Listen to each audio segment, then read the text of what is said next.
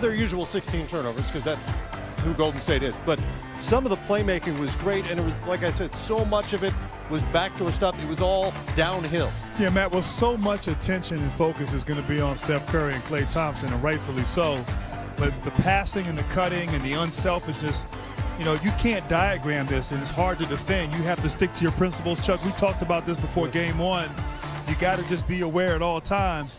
But Golden State's so unselfish, so willing to pass, and, of course, making plays and great finishes for this team. And a lot of these are at the rim. These aren't three-pointers. These are at the rim off of these assists, and a great pass here by Steph Curry to Bogut. Well, I thought, Grant, also they had better movement. You can see bodies are lively, and Draymond gets a chance to hit Bogut. I know he is excited to have that live guy back. And Bogut, I told you again, I was impressed. Just 7 minutes to come in and go 3 for 3. That was huge. Let's bring in Draymond Green after this this scrap of a game two. Congratulations. Thank you. You guys down double digits for the 5th straight game now in the postseason. You come back with this massive run spanning the 2nd and 3rd quarter, and then had to hold on at the end, losing players along the way. How do you describe what just happened?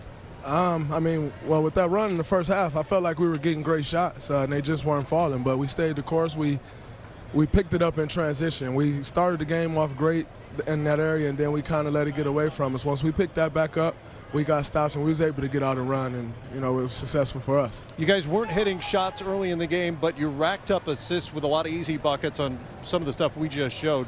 What was the offensive tweak that allowed you to get behind their defense so often? I think we were just more aggressive. You know, first game we were on our heels a lot, and, you know, I think we kind of turned that tonight. We put them on their heels on both sides of the ball, and, you know, it was enough for us to come out with the win. Yeah, Draymond, y'all had 109 the first game. Tonight, 109. The defense really seemed to make a big difference. What was the point of emphasis or the game plan defensively, that adjustment between game one and game two? Well, number one was to get back in transition. I think they had 24 points or something like that in transition, and also to tighten our shell up. You know, there were so many gaps in our defense in the first game. We tightened that up. We want to make guys see body. They got some great players on that team.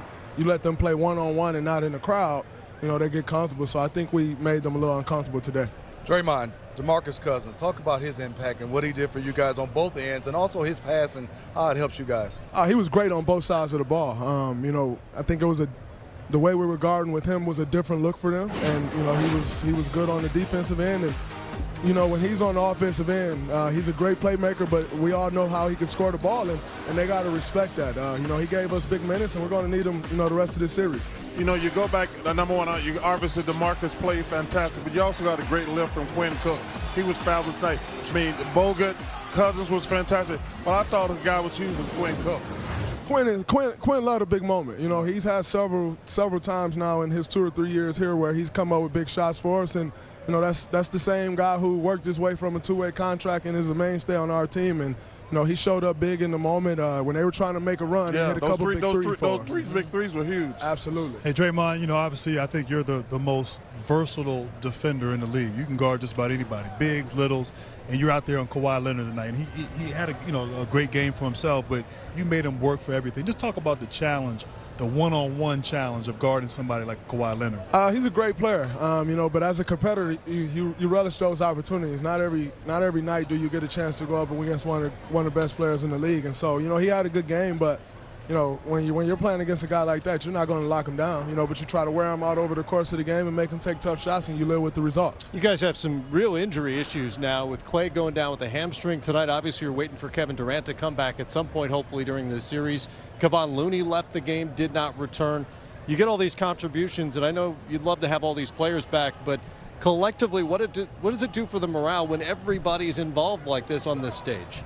You know, it's great for our team morale. You know, when you got guys going down and, you know, everyone else is stepping up, you know, it's a confidence booster. You know, you feel better about yourself. So, you know, it's going to be tough to overcome these injuries, but, you know, we've been faced with a bunch of challenges over the course of these 5 years now, and, you know, we just got to continue to push and do whatever we can and continue to get contributions from, you know, from the guys off the bench. Draymond, from game one to game two for you offensively, a little hesitant in game one. What was your mindset now offensively? Because you came out a little bit more aggressive scoring the ball downhill.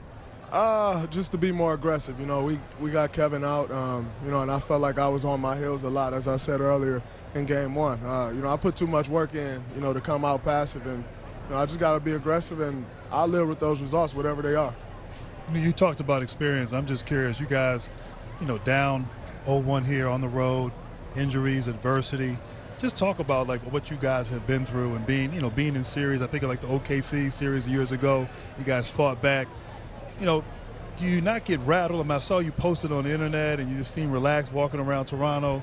Just what's the mindset collectively of your team when you guys, get down in this series like you were game one? I think we play our best basketball when we're threatened.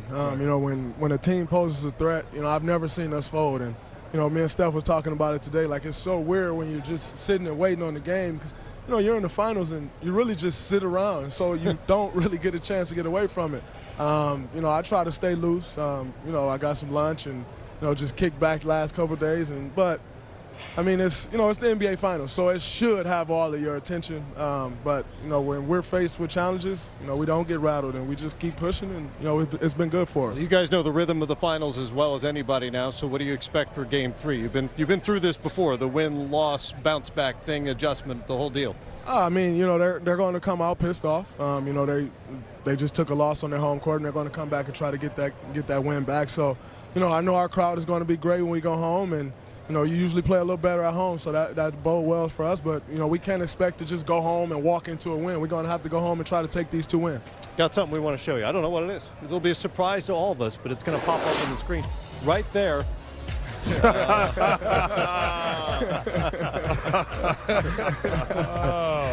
that Coach Stafford? There you go. Is that Coach Stafford on the tweet? Stallard. Okay. What did you say? Stallard. No, it's Coach. It looked like I don't have my glasses on. Put your glasses, Chuck. Okay. Put your glasses on, man. There you go. That was good. curated just for you. That's good. I appreciate that. Enjoy the trip back west. Good luck moving forward in Game 3 and beyond. Thanks a lot, fellas. Draymond Green had a triple-double in Game 1, near triple-double tonight. More importantly, a win for the Warriors, who have evened up this series at 1 apiece. Much more coming up here. It's Game Time Live, presented by YouTube TV. After a Game 2 Warriors win. A transition. Yeah. Oh Yes. my goodness. Yes. And transition. Might be still be playing. And I was against wondering Garfield. why Steph just didn't see Iguodala. He couldn't see out that left eye. Iguodala was standing right there. He was trying to get the That's foul. what it was. He wanted to make those 2 game-winning free throws. He hasn't missed many in the postseason. How about Andre Iguodala, by the way, who hit 2 threes tonight? He hadn't hit a 3 since Game 6 of the Western Conference semifinals, and he's in that position to put the game away down there. Yeah. Well, I think it's different, though, because there was no pressure on that shot. Because you wasn't going to lose the game. No, not on that shot. Yeah. I'm just saying, like, that was a freebie. Steven Grant, no, that's a freebie. Now, if it's a tie game or you're down, he might not have made one since that series. But when you got the ball in that situation, it's really a freebie, Matt, to be honest with you. And he had so much time. Nobody even came and ran out. You got to at least still have a try rotation. Somebody, he got his feet set, and he's going to knock that one down. They were scrambling at that point, and now we head back to the Bay Area, tied up at 1 apiece. What do you feel like we've learned here through 2 games? Well, I think, we've seen Toronto can be up and down offensively. I thought they were as good as I've seen them all season in Game 1, Game 2. They had opportunities. Look, Golden State played well, but Toronto could have won this game even as well as Golden State played offensively. They missed too many shots offensively, wide open threes. A few times I remember Ibaka missing some easy hook shots in the paint. They couldn't convert. And sometimes we talked about earlier, it was a miss or make league.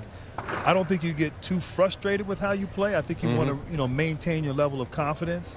Golden State, obviously they want to get healthy. We don't know about Durant's situation, Klay Thompson, where he's at. And obviously, as Draymond said, it's going to be easier playing at home, feeding off the momentum of the crowd and so on and so forth. But I don't know if I'm too discouraged if I'm Toronto.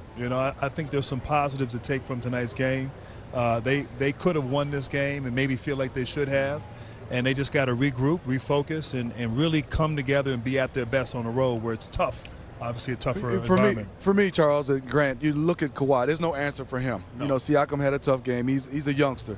But Danny Green, Kyle Lowry, and Serge Ibaka, these are veterans. Yeah. These are guys that have been around, and Serge hasn't played well. Kyle Lowry hasn't played well, and Danny Green, he hit some couple shots in Game 1. But if you're veterans like that, they have to step up, in my opinion. Well, number one, I agree with both of y'all said, but remember what we said before Game 1 and after Game 1. Whoever gets help is going to win this series. Tonight, Kawhi didn't get any help, and they lost. Klay and Steph got help. It's going to be very interesting. Well, these Toronto guys, the bench guys travel, but you can just, Matt, sometimes we X and O's this stuff a little too much. We got these analytic idiots out there, but it ain't X's and O's, it's Jims and Joes. And Golden State's Jims and Joes showed up tonight. Yeah. And the Raptors did not. You can just look at the stat sheet and it's simple. Toronto bench role players played great in game one. Mm-hmm. They were up 1. Tonight, Golden State bench players played fantastic.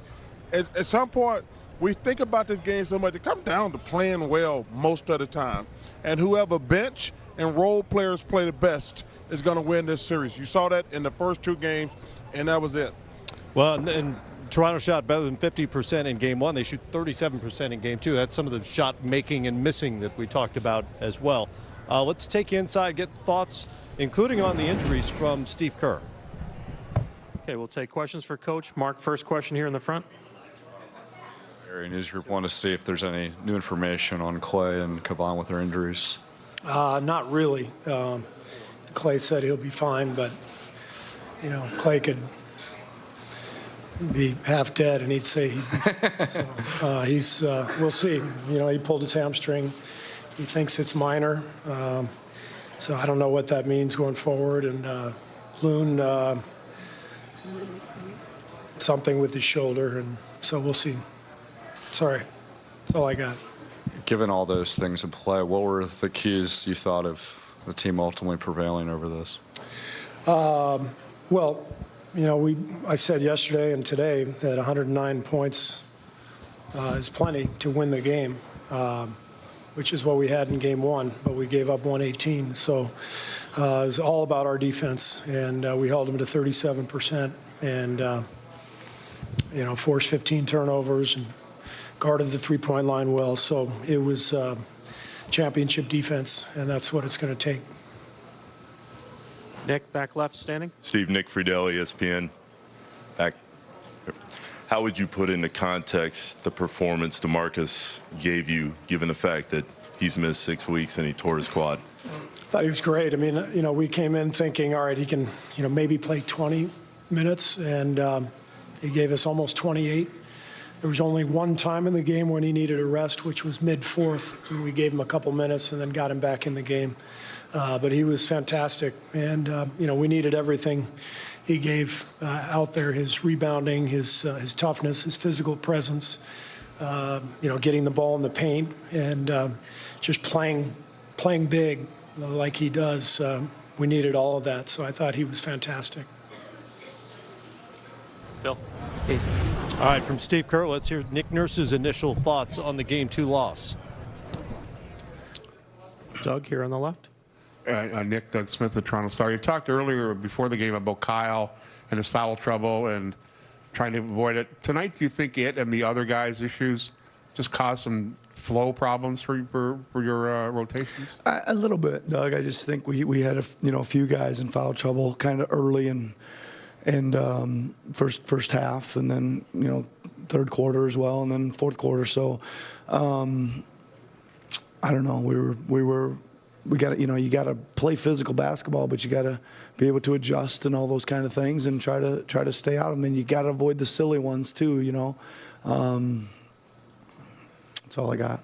Do you see Kyle sometimes maybe getting some silly ones because he's a little over aggressive? Well, I got to look at him, right? I know one, he's a great charge taker, right? And I know one of them was possibly a block charge, and those are tough. They go each way. But maybe that 6th one, I didn't really see it in the game. So, in the backcourt, probably 80 feet or so from the basket, those are ones you got to be careful, especially when you got 5. But I'll need to look at that first. Tim, back right. Nick, Tim Reynolds with the AP. Back to the other side. Hi. When the next 2.5 days before you guys get back out there, how much are you going to be thinking about the first 6 minutes of the half and how that just was obviously very uncharacteristic for the way you guys have been playing for the last couple months? Yeah, I mean, I'm certainly going to have to look at it. And, I've always said, even this series and the last series, that offense is really important, taking care of the ball and scoring it, because if you don't, they're coming at you really fast the other way. And again, we've got to be able to get our defense set up, and it's a lot harder when you're not taking care of it or scoring.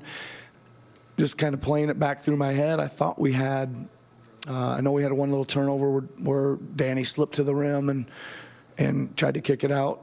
But I think, you know, Mark had a couple real nice little looks there, and we had 4 or 5 decent possessions there, and we just came away empty on all of them. And then we had probably 4 or 5 that were not good possessions either. So, you know, certainly the offense hurt the chance to get the defense set up there. So, yeah, I'm going to have to rewatch that. I'm probably not going to enjoy that very much, but I'm going to have to check it out. Right here in the second row in the center. Coach Kayla Gray, TSN. You guys got a little bit of life there from Fred VanVleet for a moment. I'm just wondering what you saw from him in the minutes that you got from him. 30. Yeah, he played a lot. What did he play tonight? 38. Almost 40. Yeah, he was good. Obviously, he was working really hard on defense too. You know, guarding Curry. He was running the team. He was making really quick decisions off the pick and roll.